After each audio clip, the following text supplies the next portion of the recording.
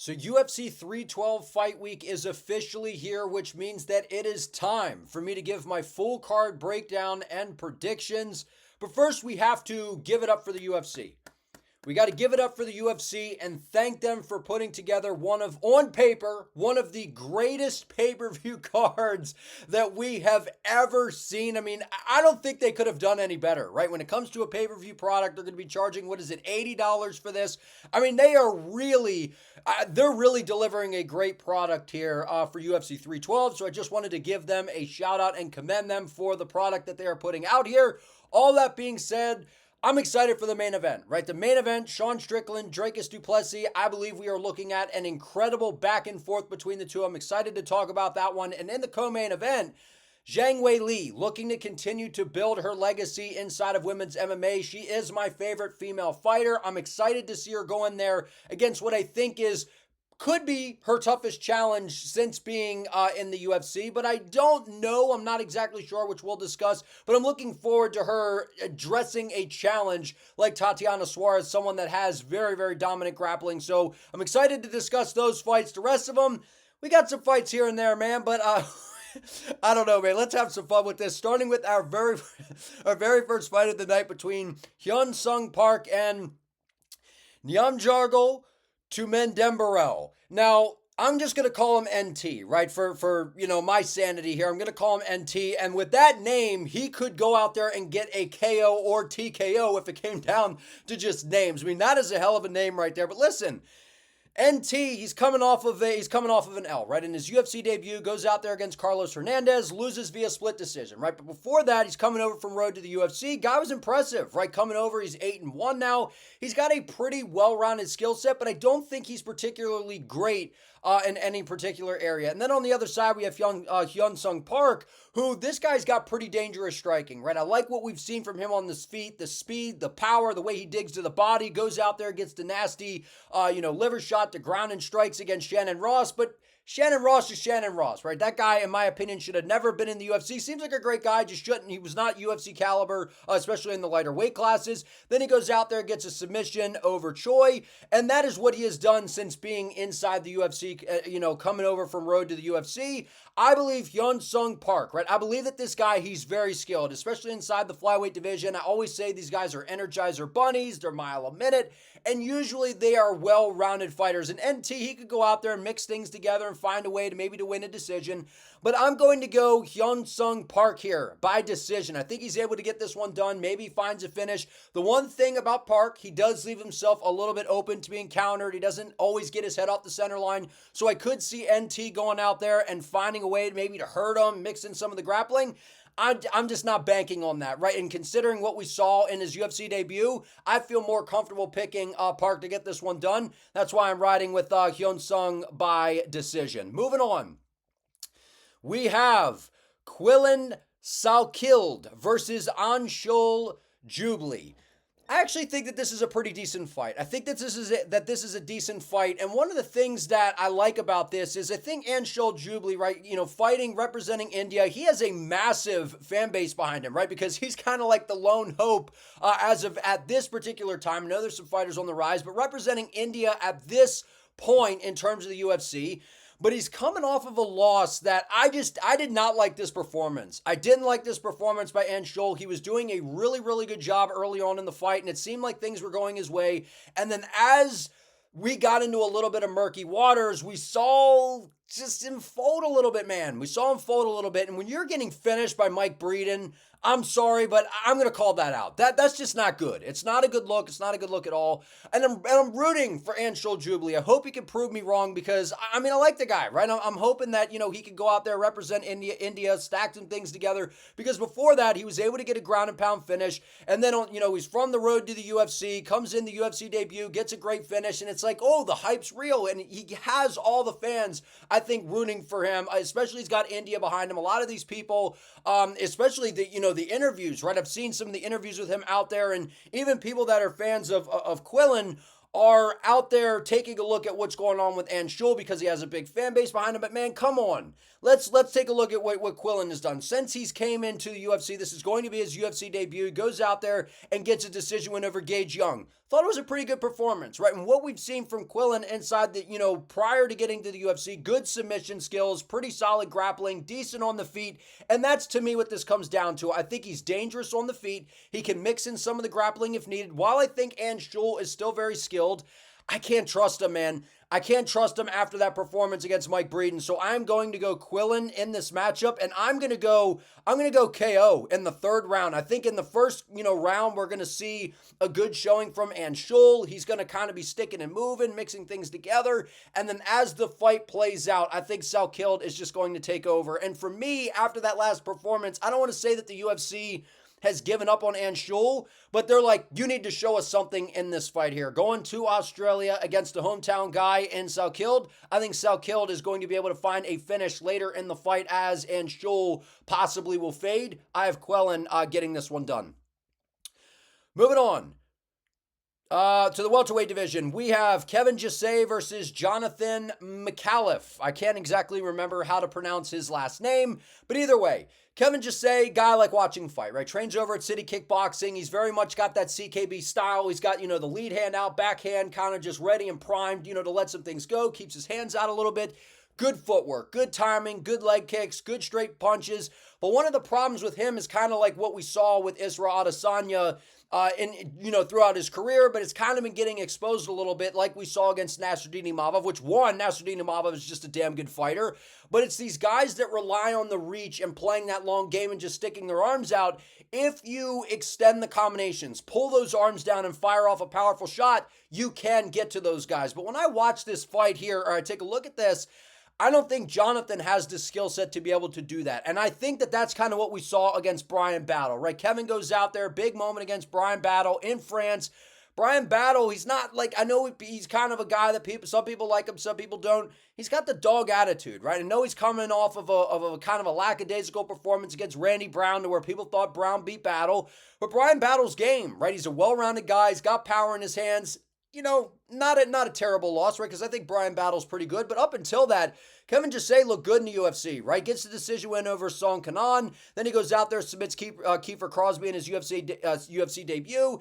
We've seen some good things from Kevin Jousett. And I think in this fight, he's the better striker. And I think in terms of the grappling, while Jonathan does have solid grappling, we saw that in his, on the Contender Series against Muhammad Otto.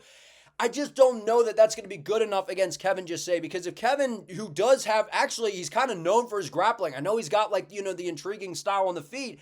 I think Kevin can stop some of the takedowns, keep the fight on the feet, and just kind of pick and poke at Jonathan. I think Kevin Jousett is able to win this fight by decision. I don't know if we see a finish in this. Of course, Jonathan could go in there, implement the grappling, take him down, play that kind of game. But we've seen this time and time again, where these guys come off the Contender Series, even when they're good grapplers, they might get a finish here and there. They come into the UFC, a little bit of a different ballgame. And Kevin Jousett is not just some scrub. He's not an elite fighter. He's not a scrub. He's a solid fighter. I think that's troubling for a guy making his UFC debut here. I got Kevin Jousett by decision. Moving on, we have Cody Steele versus Rongzhu. Now, I think this is a solid fight here, because one of the things about Rongzhu, this is a guy that's he's bounced around. He was in the UFC, he was gone, then he came. He's been like In-N-Out Burger. He's been in the UFC, out of the UFC, and I mean, this guy's just kind of been bouncing around. But what you see about Rongzhu, this guy, he's tough, he's durable, and he just has a pretty solid style. But overall, I mean, you're getting finished by Chris Padilla, right? And who I know is a pretty decent fighter, goes out there, gets finished by Chris Padilla. Still not a good look to me, right? Gets finished there, and before that, he had to work his way back into the UFC. So we saw him on road to the UFC, and he was rattling off several wins, right? I mean, he's going out there, he's getting submissions, he's getting finishes, he's doing a little bit of everything, and that's what we've seen from Rongzhu. That's how he got himself back into the UFC.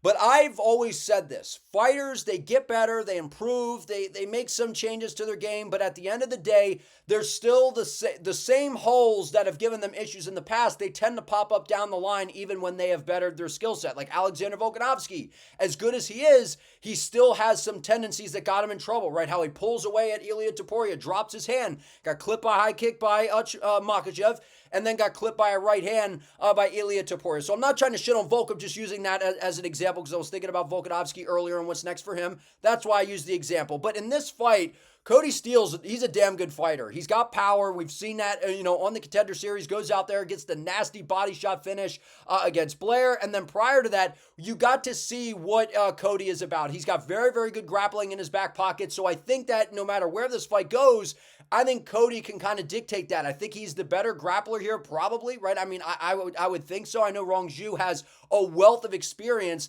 compared to Cody, which does concern me a little bit, right? Because sometimes we can see a little bit of a fraud check in a scenario like that, but he's coming over from Fury, right? Fury, they got solid competition over there. He's out there basically KOing everybody, showcasing his ground and pound, showcasing his grappling.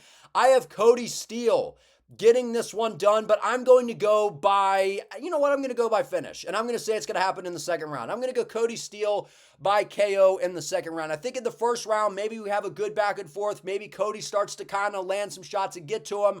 Rongzhu maybe gets a shot in there. But I think as the fight plays out, maybe Cody tries to wear on Rongzhu a little bit with the grappling, gets it back to the feet, lands a nasty shot. I think Cody Steele is able to find a finish in the matchup. That's why I'm rolling with him. Moving on to a fight that has a lot of hype behind it, and that is due to Aleksandre Topuria making his UFC debut versus Colby Thicknesse. Talk about a lot of thickness here. Now, listen, man. Aleksandre Topuria, we have to address the elephant in the room right away. Last name, Topuria. He's the older brother of Ilia Topuria, and when you watch this guy fight, he's very similar to Ilia, right? He's got the boxing style. He's got very good grappling as well, and I would say that what we have seen from Aleksandre in his MMA career is actually kind of weird, right? Because he's 5-1 in his career, and this is a guy that has not been active, right? Out of his most recent fights here, there's a fight on here that happened almost 10 years ago to where he won by submission. Then he goes out there and loses to Ivo Ivanov, and that was by a finish, which again, almost 10 years ago, and I believe that this was up, this was at a larger weight class, so take that with a grain of salt, so to speak. Then he goes out there 3 years ago, gets a finish, goes out there basically 3 years ago again, gets another finish, and then a little over a year ago, the fight that has gotten him into the UFC, he goes out there and finds a finish. So inactivity is something to factor in coming into this matchup. And the first fight that was originally on the books was Topuria versus Cody Haddon. And I thought that was an interesting fight because I thought Cody Haddon had a real shot at coming into this and stealing the hype away from Aleksandre. But what I've seen from Colby Thicknesse, I know that he is a longtime training partner of Volk. And I know that, there's the Topuria Volk thing going on. I don't care about that, right? It's cool, but whatever. Aleksandre Topuria is dangerous. He's got really good boxing. He doesn't have the head movement and the footwork of Ilia Topuria, but he does have power in his hands. It's not the same thud as Ilia, right? This is down to 135 pounds. So he is a little bit different, but he does have a similar skill set to Ilia, right? And I know that that's what everyone's going to keep talking about because not a lot of people know a lot about Aleksandre. But what I've seen from Colby, man, this is his UFC debut, right? And what we've seen prior to coming to the UFC, does it mean something? Of course it means something. But to me, these are two guys making their debut. I expect actually a relatively competitive fight early on because, Colby Thicknesse, I don't think he's the most impressive guy. He's got decent grappling, decent submission skills, and on the feet, he's nothing like Volkanovski. I know he trains with Volk, and he does have some decent striking. I don't think it's going to be troubling for Aleksandre in this fight. I think early on, because of the fact that he hasn't been really active, I think he's going to get in Colby's face, kind of play the boxing game, get the jab going, start to be patient, maybe mix in some grappling because Aleksandre, he does good work with the grappling, right? He's got good takedowns. He's got good submissions from what I've seen. Again, a very small sample size.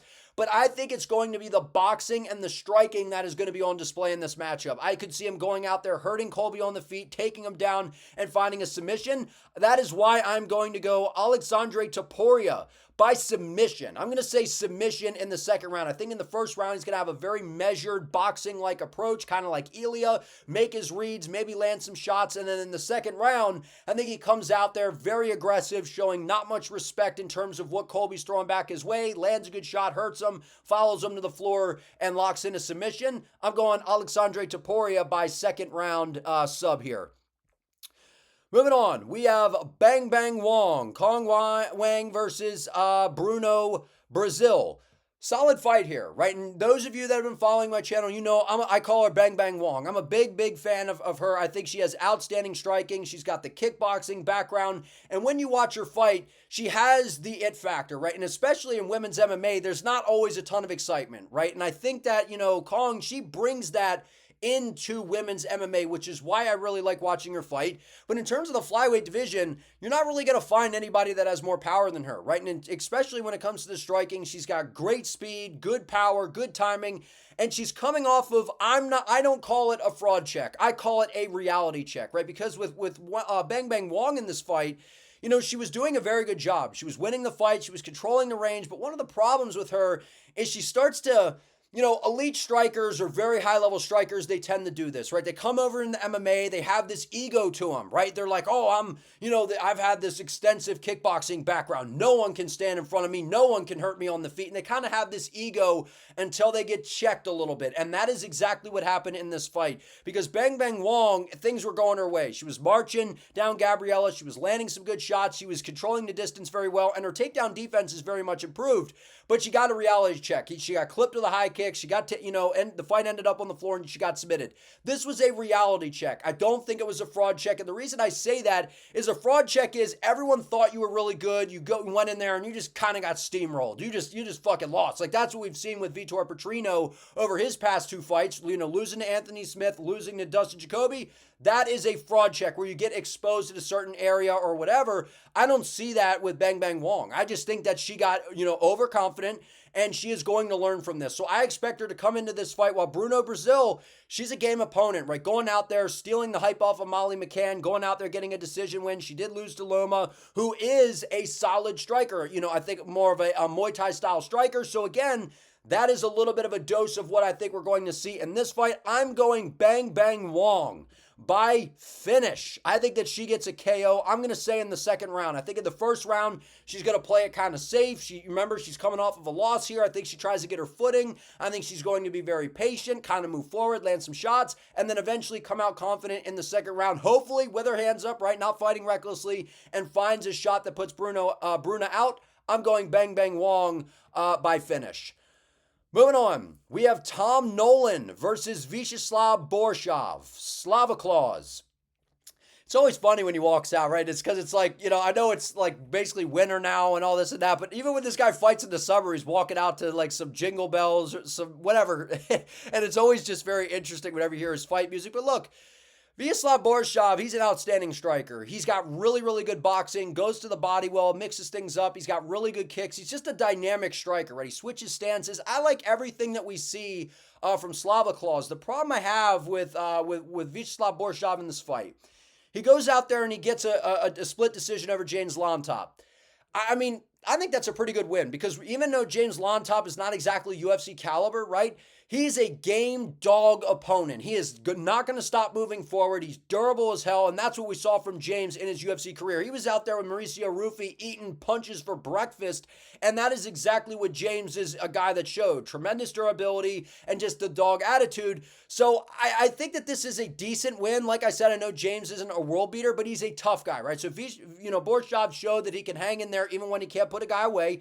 This is the fight that scares me, right? He goes out there against a lanky southpaw and Chase Hooper, who Chase is one of those guys where in the back of your mind, you're scared, right? Because if you get hurt on the feet and you get taken down and you end up on the floor, you're probably getting submitted. Chase Hooper is an outstanding submission ace. He's got very good grappling skills.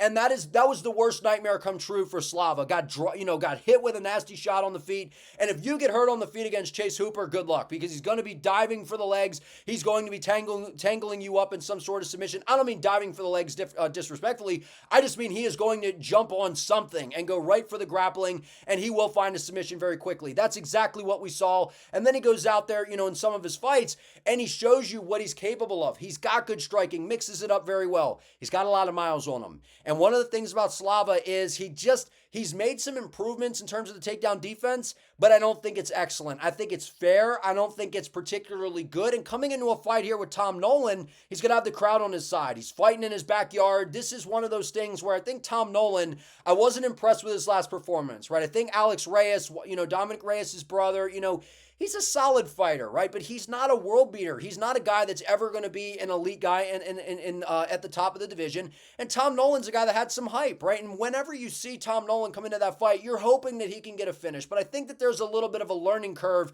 that comes with guys that come into the UFC. They're trying to find their footing. You know, he went out there, he finished Victor Martinez, goes out there, loses to Nicholas Mata, gets finished, right? Which was early on in the UFC. And then he ends up going out there and finishing Bogdan Grad on the Contender Series. And we saw Bogdan Grad just, get a victory this past weekend. So it shows you how good Tom Nolan is, right? He's got solid grappling. He's lanky. He's got decent striking on the feet. And I think that that's going to be the problem and the difference in this fight. I'm going Tom Nolan. I'm going to say by decision here. I think Vyacheslav Borshchev, he is durable, even though he takes, punishment at times. I think that he's very durable. But him struggling against a rangy guy like Chase Hooper, I'd be willing to say Tom Nolan's probably a better striker than Chase Hooper, right? I feel like that's a pretty fair assessment. He's not as good of a grappler as Chase, obviously, but I think that that's a little bit of the trade-off here, while Tom still has solid enough grappling to pose a problem for Slaviklaw. So I'm going to go Tom Nolan by decision. But actually, I'm going to go submission here. I'm actually going to go submission, and I'm going to say it happens. I'm going to say third round. I'm going to go submission here because I do think that he is able to mix in the grappling, hurt Vyacheslav Borshchev on the feet maybe, and ultimately find a submission. I could see a finish here or a decision, but either way, I think Tom Nolan gets this one done. Moving on to what I think is actually outside of the main event might be the best, in terms of delivering, in terms of an exciting fight. It might be this one right here, and that is between Jack Jenkins and Gabriel Santos. Now, I'm going to scroll down for a second here and show you the Tapology as of me recording this video. 72% of the community think that Jack Jenkins is going to win this fight. And I'm going to be honest with you. I'm going to be real here. I like Jack Jenkins. I like a guy with a sweet mullet and a stash going on. I think that, he's just a fun guy. He's got good boxing. He's got good footwork. He's got a very, very good low kick, and he tends to load up on it, which is a problem. And from what we've seen from Jack Jenkins, he's fun, right? He goes out there, he gets the finish over Herbert Burns. Not impressive, right? Herbert Burns just showed that he's got really good jiu-jitsu, but he's not a fighter, right? That's the reality of Herbert Burns. Goes out there and loses to Chepe Mariscal. I saw that one coming, right? Chepe's got good striking. He's a dangerous guy on the feet, and we've seen some good things from Chepe. But outside of that, goes out there, beats Jamal Evers by decision. Goes out there and wins this fight, wins another fight on the Contender Series. We've seen some very good things from Jack Jenkins. I think he loses this fight. I think he loses this fight to Gabriel Santos. And the reason for that being, look at what Gabriel Santos has done since he's been in the UFC. He's got a good Muay Thai style on the feet. He's dynamic in terms of the striking. But the difference for me is I think he can shut down the leg kicks of Jack Jenkins. He'll take advantage of him loading up on some things. And I believe that he will mix in the grappling. Because if Santos mixes it in the grappling, I think that would be one of the best and easiest routes for him to win this fight. I think Jack Jenkins could defend and do some decent things there, but I think that over the course of the fight, Gabriel Santos is going to be able to mix things up. And yes, he lost 2 fights here, but he lost to David Onama. I think David Onama is a very skilled fighter in the division. I don't really look at that too badly. Then he goes out there and loses to Lerone Murphy by split decision. If you're going to a close decision with Lerone Murphy, who is one of the best prospects in the division, who just went out there and beat Dan Ige, just beat Edson Barboza, that says a lot about you as a fighter because Murphy has good grappling and has really good striking. So are we saying that Jack Jenkins is better than Lerone Murphy? I don't think so, right? And prior to that, we saw him on LFA, going out there finishing people. So I think Gabriel Santos is able to win this fight, but I'm going to go by decision here. I don't know that we see a finish. Maybe we do. I could see Jack Jenkins, maybe in the second round catching him with a shot. I could see Santos mixing some things up, landing a shot. But I think this is going to be a battle. I think this is going to be a back and forth. Both guys are going to, sting each other with some good shots. I think this is going to be a close fight, but I think the variety that Gabriel is going to bring to the fight is what is going to get him the win. I have Gabriel Santos by decision. Moving on. We have Jake Matthews versus Francisco Prado. Now, I think we're on the main card here. This is the main card opener right here. The inconsistent Jake Matthews versus Francisco Prado, who I believe is up a weight class here, right? He's a guy that's been down at lightweight, coming up to welterweight here. So a couple things stick out to me, right? Whenever you're a guy in the lighter weight class coming up to the higher one, you normally have a little bit of a speed or skill advantage because we see that with the lighter guys that come up. And in this case, I don't know that we really see that. I think Francisco Prado, he's a good fighter. He's durable. He moves forward. He's got a fun style, right? He's 12-2. He's coming off of a loss here, right? He's coming off of a loss to Daniel Zellhuber by decision. Not a bad loss, right? Daniel Zellhuber, I think, is one of the best prospects on the rise. I know he just lost to Esteban Rivovic in what I thought was the fight of the year, at the Sphere. So again, not a bad loss there. Then he goes out there and beats Ottoman Azaitar, finishes him with strikes, and then he lost to Jamie Malarkey by decision.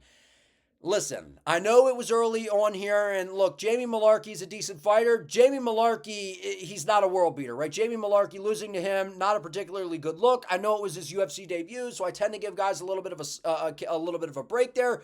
But this is a real welterweight here with Jake Matthews. This is a guy that's coming off of a win over Phil Rowe. Went out there, he lost to Michael Morales. No harm, no foul. That's one of the best guys, in the division, right? And he's undefeated. He's a guy that's really showing how damn good he is.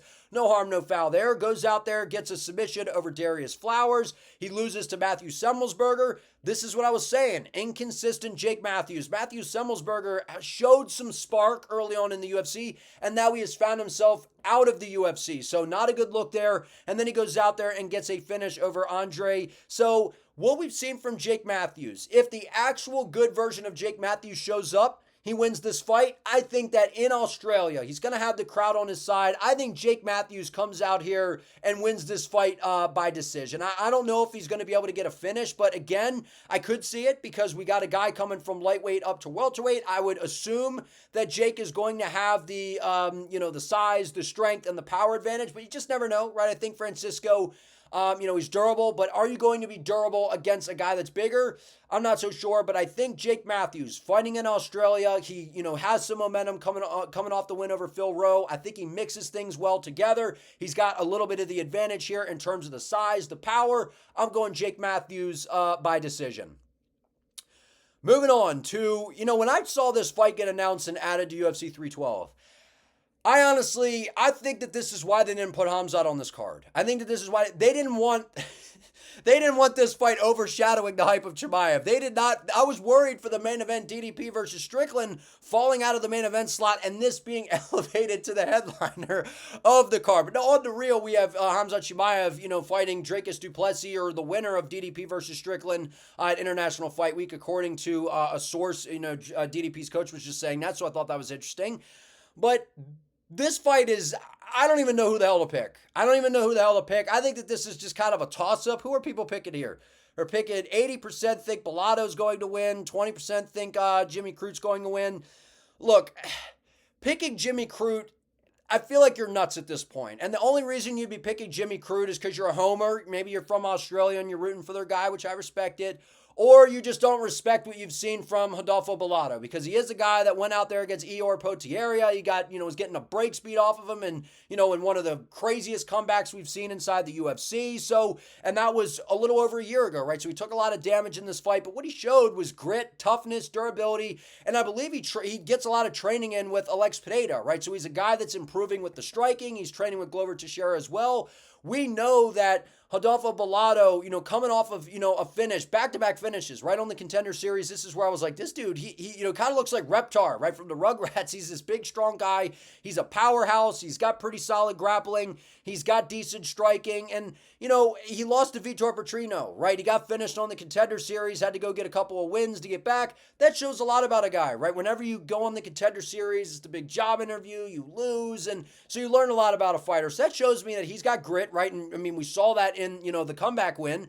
I just have no confidence in Jimmy Crute. Jimmy Crute's coming off of a loss to Alonzo Menafield. I can't believe that was a year and a half ago? I mean, that's pretty wild, right? Goes out there, gets submitted. Then, there was the decision there against Alonzo Menafield. They got that one back on the books. Goes out there, gets finished by Jamal Hill, gets finished by Anthony Smith, because of the leg thing going on, drop foot. And then he does get a win over Modestas Bukauskas. But when was that? That was 4 years ago. Jimmy Crute doesn't want to fight in 4 years. So, time really flies, but I can't pick Jimmy Crute to win this fight. He was a guy that when he retired, right? And whenever retirement's on your mind and you're coming back and fighting, I'm just always questioning why you're still doing it. I think Rodolfo Bellato goes in there and gets a finish. I think he gets a KO. I'm going to say round 2. I think maybe round 1, Jimmy Crute, he's going to be feeling the crowd. The adrenaline's going to be, pumping. Maybe he lands some shots. Maybe he mixes it into grappling, because If he mixes in the grappling, I think he maybe could find a victory for himself. But on the feet, of course, he could land some good shots against Rodolfo. But I think Bellato is just bigger, stronger. And again, Jimmy Crute's almost 29 years of age. I mean, you'd think that he's like fucking 40 the way that his career's kind of went. So it's just kind of crazy the way that this sport just moves along. But I think Bellato, yes, he took a lot of damage against Ior Potieria, but I think that he's just a better fighter at this point in their careers. Can't trust Jimmy Crute. I'm going with Bellato to get this one done. The fact that Jimmy Crute's on a main card is absolutely crazy. Moving on. We have Taliesin Teixeira versus Justin Tafa. And I see the community is tripping down here, dude. What are these people talking about? 72% think Taliesin Teixeira is going to beat Justin Tafa. I'm here to tell you that ain't happening.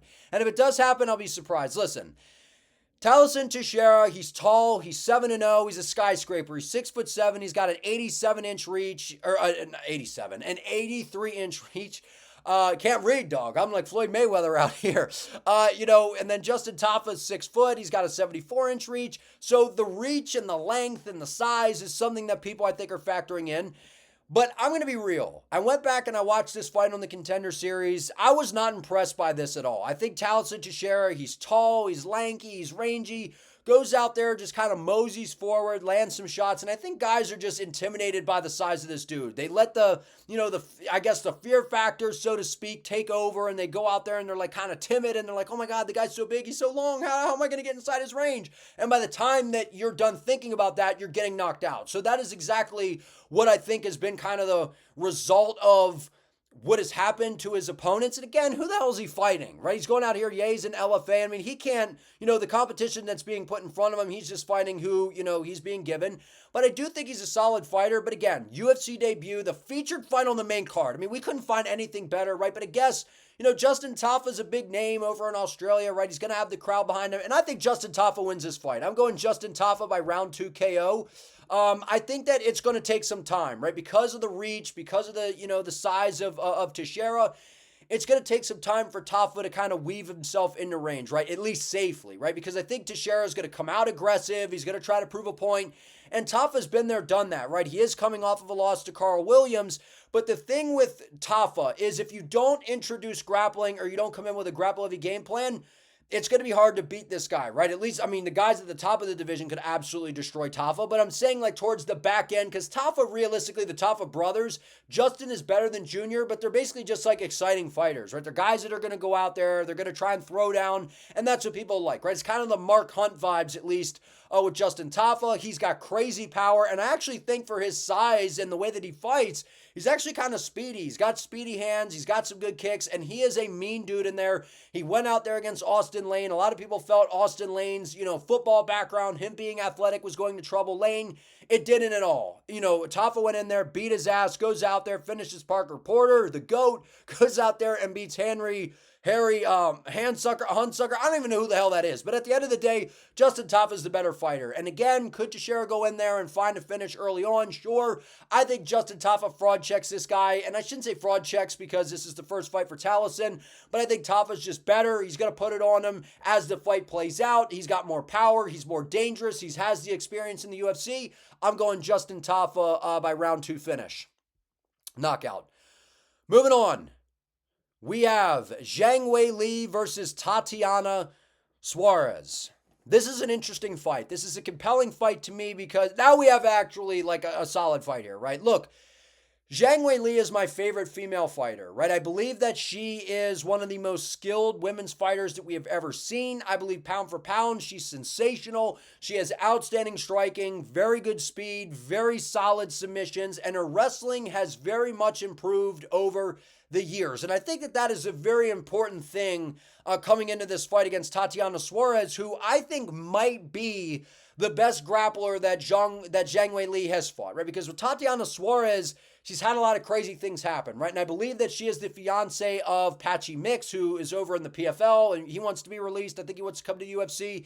He is one of the best bantamweight grapplers on the planet, regardless of organization. So I'm sure that, they're training together, and she has outstanding wrestling. Very good submissions. We got to see that a year and a half ago against Jessica Andrade, going out there getting a submission, and then she went out there and beat Montana De La Rosa, got another submission in that fight, goes out there, beats Nina Nunes by decision, which again, almost 6 years ago. So Tatiana Suarez has had, she's a warrior. She's gritty. She's had a lot of things going on, and she is still pursuing her dream inside the UFC. But what we've seen, incredible amount of inactivity, right? She goes out there and impressively beats Carla Esparza, which back, 6 years ago, that was impressive, right? Because Carla Esparza at the time had the grappling, had all those kinds of things, goes out there and submits Alexa Grasso.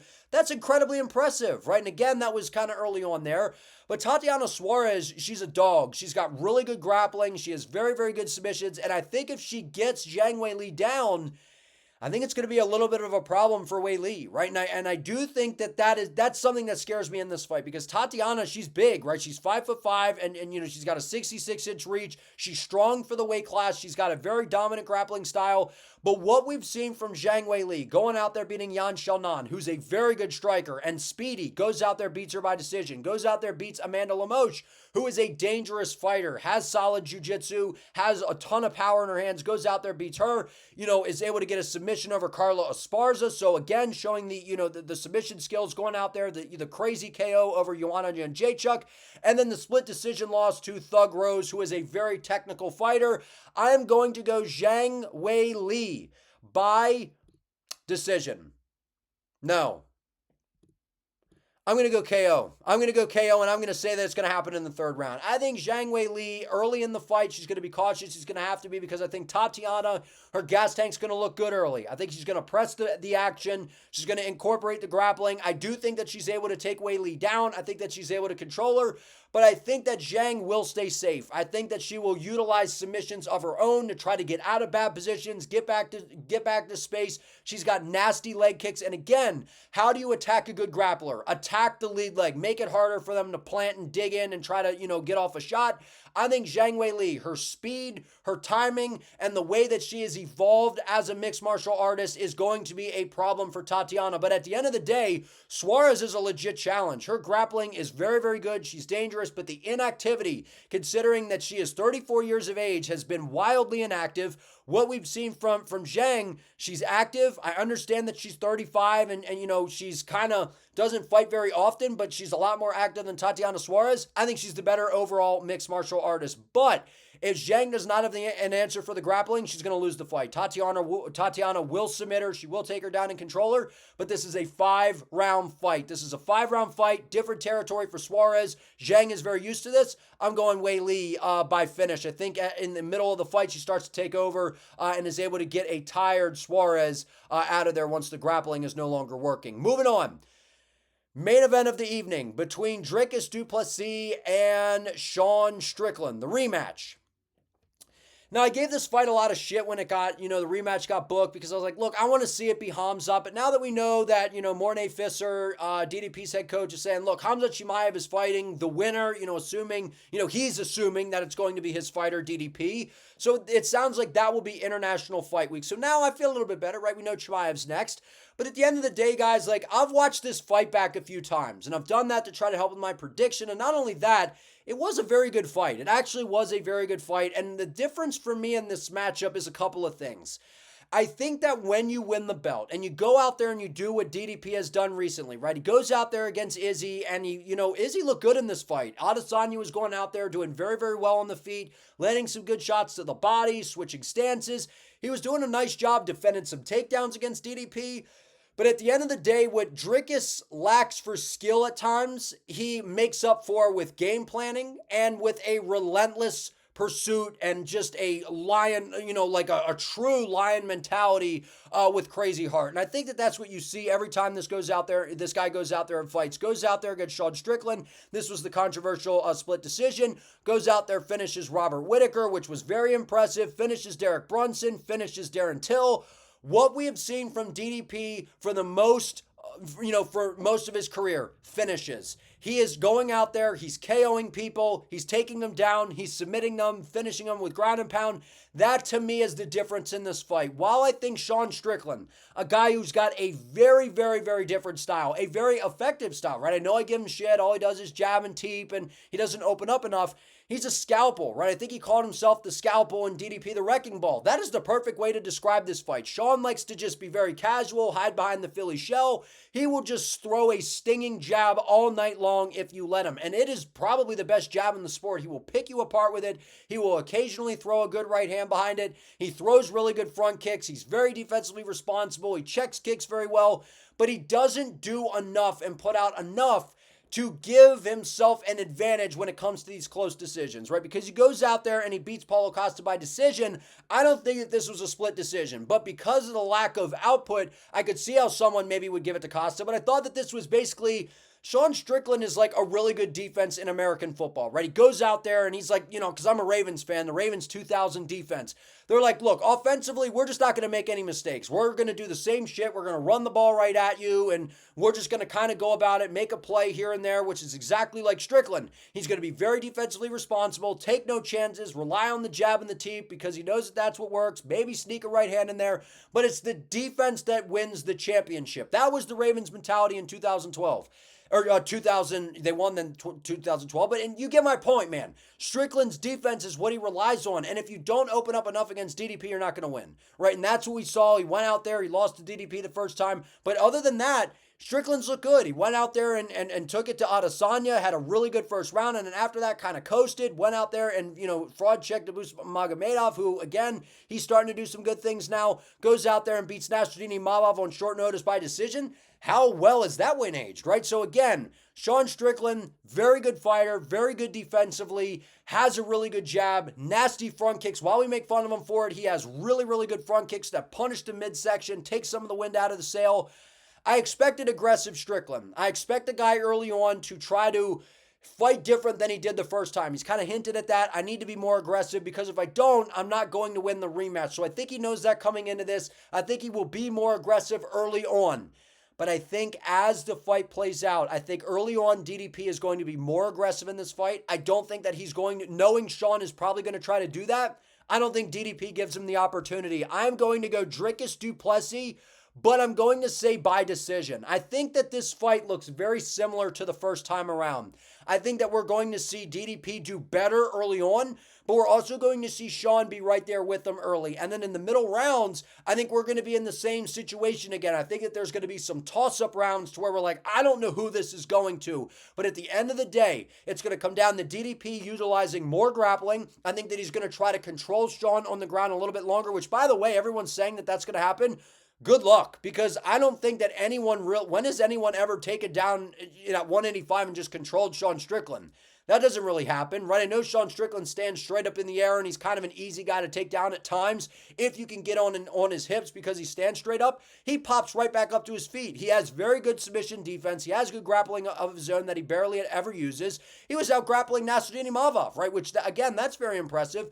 So Sean Strickland, I think, will be more aggressive early, but I think at the end of the day, DDP is just too powerful. He's a tornado. He moves forward. He throws so many different things at you. I think DDP moves forward, weathers the early onslaught of Strickland, where Strickland's going to have this mentality of being more on the front foot, trying to assert himself and not take a backward step. I think that whenever Strickland tries to stand his ground, DDP will then level change. And then that will make Sean hesitant. It will bring him back to his ways of not being a guy that's going to open up and throw enough shots to be able to win on the judges' scorecards. The difference for me, DDP looks to finish fights. Sean looks to go in there and just kind of pick you apart, which again, that's an effective style, but I don't know that that is enough to beat Dricus du Plessis, who is firing on all cylinders right now. He has the motivation of, I'm going to be fighting Khamzat Chimaev. I got Nasruddin Imavov. I have huge legacy fights in terms of his career and what it could mean for DDP. He's got some massive fights on the horizon. I think he's more motivated than ever. 31 years of age, in his prime, firing on all cylinders. His coach, Mornay Fisser, is outstanding. They have good game plans. I think they're going to fool Sean Strickland coming into this one, lull him into a false sense of security. I think DDP wins this fight, but I'm going to go by decision. Maybe he gets finished, but I think we see another good competitive fight here that DDP edges out. But if you guys enjoyed this video, Please give it a like, comment your thoughts down below on who you guys are taking. Don't forget to subscribe to the channel, and don't forget to turn on the notification bell so you do not miss an upload. I would appreciate it. See you next time.